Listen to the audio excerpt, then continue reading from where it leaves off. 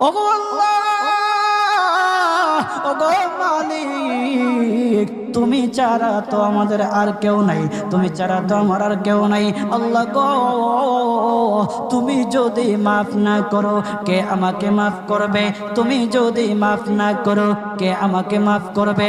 তুমি যদি আমাকে মাফ করো তাহলে তোমার কোনো দিকে কমবে না, তুমি যদি আমাকে মাফ না করো তোমার কোনো দিকে বাড়বে না।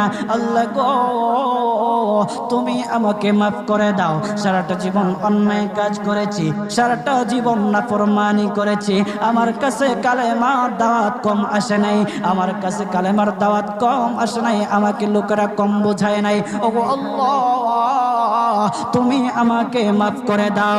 মাফ না করলে কোথায় যাব, কার কাছে যাব? বাবা যখন মারে তখন মার কাছে আশ্রয় নেওয়া যায়, মা যখন প্রহার করে তখন বাবার কাছে